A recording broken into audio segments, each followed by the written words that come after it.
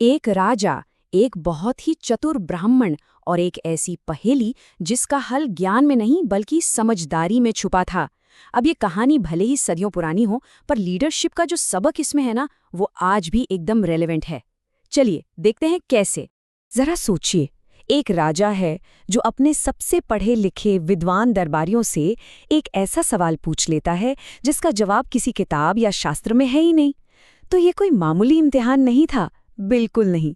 ये तो एक ऐसी चुनौती थी जो ये परखने वाली थी कि भाई असली ज्ञान आखिर होता क्या है।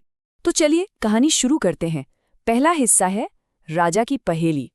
अब होता यह है कि राजा अपने विद्वानों को परखने का फैसला करता है, पर उसका जो तरीका था वो किसी ने सोचा तक नहीं था। तो राजा ने ऐलान कर दिया कि भाई एक बहुत बड़ी परीक्षा होगी और जो भी इसमें पास होगा उसे मिलेगा एक बड़ा इनाम। अब ये सुनते ही सारे विद्वान अपने ज्ञान के हथियार तेज करने लगे। सबको लगा कि ये उनके शास्त्रों के ज्ञान का टेस्ट होगा, पर वो सब गलत थे। असल में ये परीक्षा तो उनकी समझ की थी और दांव पर सिर्फ इनाम नहीं, उनकी इज्जत भी लगी थी। अब राजा की जो शर्तें थीं वो सुनने में तो बड़ी सिंपल थीं, पर उनका मतलब बहुत गहरा था।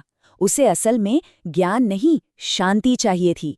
वो कुछ ऐसा सुनना चाहता था जो दिमाग को उलझाए नहीं बल्कि सुलझा दे, कुछ ऐसा जो परेशान न करे बल्कि मन को सुकून दे। तो ये ज्ञान की परीक्षा थी ही नहीं, ये तो सहानुभूति यानी एम्पथी की परीक्षा थी। अब आते हैं कहानी के दूसरे हिस्से पर, चतुर ब्राह्मण का नजरिया।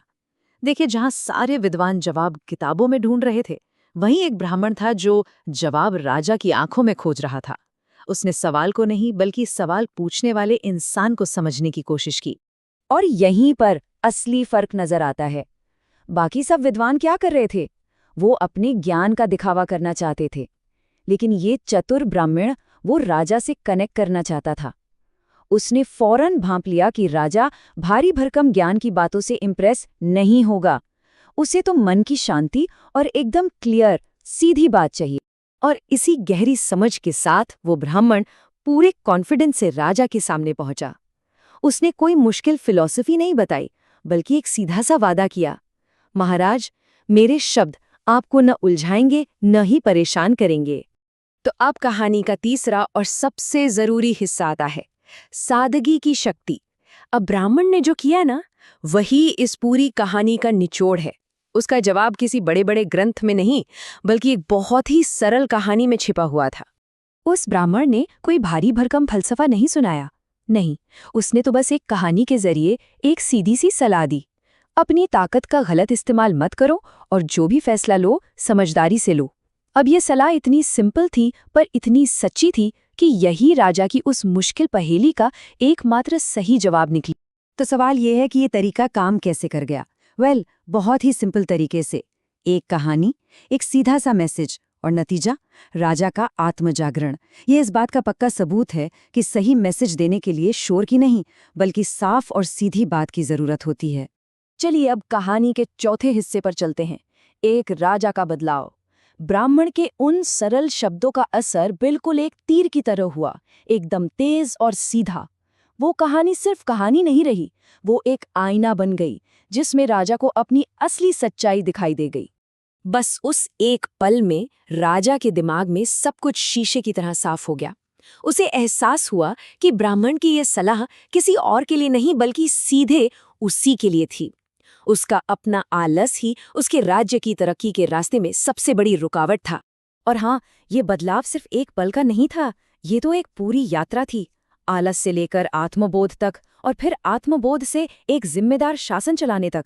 सोचिए, एक सही बात ने एक राजा का पूरा भविष्य ही बदल कर रख दिया। तो अब आते हैं आखिरी हिस्से पर, लीडरशिप का सबक। इस पुरानी कहानी में हमारे लिए मतलब आज के लीडर्स के लिए क्या सबक छिपा है, और आप जानकर हैरान होंगे कि इसका मैसेज आज भी कितना कितना सटीक बैठता है। देखिए, इस कहानी से हमें कुछ बहुत गहरी बातें सीखने को मिलती हैं। पहली, कि असली समझदारी मुश्किल चीजों में नहीं बल्कि सिंपल चीजों में होती है। दूसरी, एक अच्छा लीडर वो है जो सिर्फ बोलता नहीं बल्कि लोगों से जुड़ता है, एकदम साफ और सीधे कम्युनिकेशन से। और शायद सबसे जरूरी बात कि सच्चा नेतृत्व अपनी कमियों को पहचानने और फिर उन्हें सुधारने से ही शुरू होता है। तो अंत में ये सवाल सोचने लायक है कि आखिर क्यों सबसे गहरा सच सबसे आसान शब्दों में ही मिलता है। शायद इसीलिए कि सच्चाई अपने आप में बहुत सिंपल होती है, उसे मुश्किल तो हम अपनी सोच से बना देते हैं। इस पर सोचिएगा जरूर।